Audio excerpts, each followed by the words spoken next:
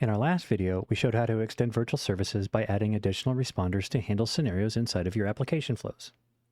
We also showed how you could extend a virtual service by chaining tools to that service to handle the dynamic nature of your API calls. In this video, we're going to focus on extending the virtual services data source. This will allow us to create virtual services that are much more flexible and easier to maintain because the data is external.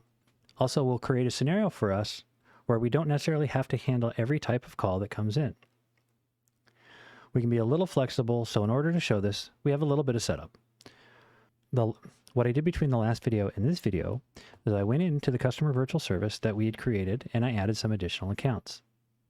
This is all very simple. All I have to do is go to the top level and indicate I want to make a new account.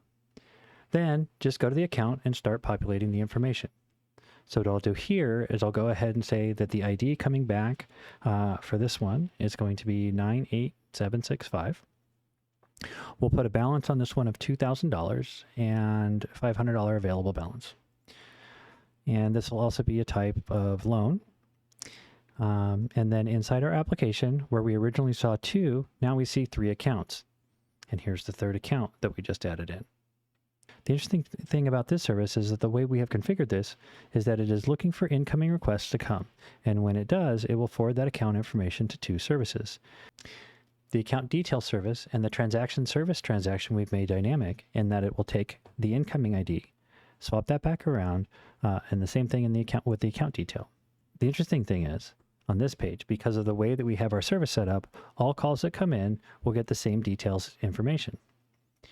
What we really want to do is we want to tie that detailed information into the first API call that we made, so that for each account we click on, we get different behavior.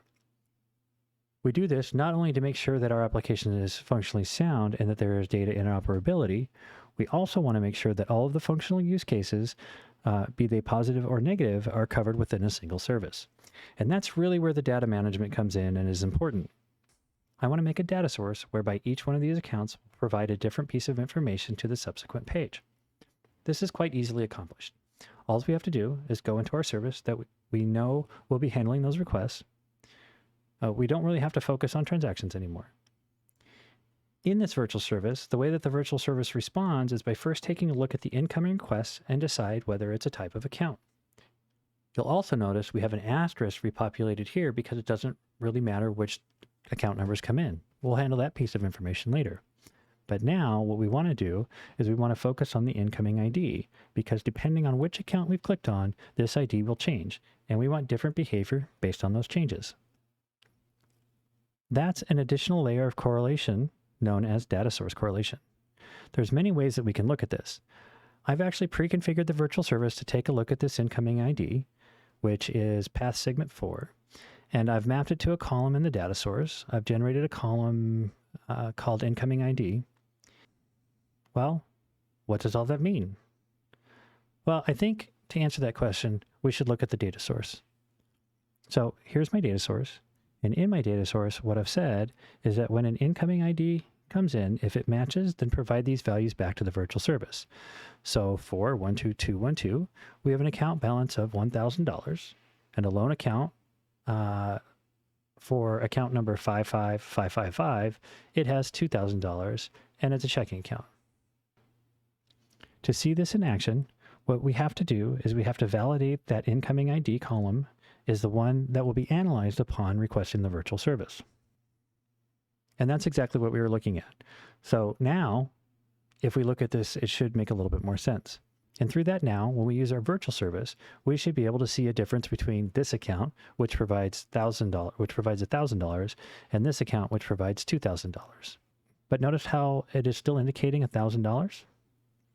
That is because we need to map the data source to our virtual service so that the virtual service knows to get its values from the external location as opposed to its internal location. That's the final piece of the puzzle. So in the previous video, we showed you how you could parameterize a value to external variables or to additional chain tools.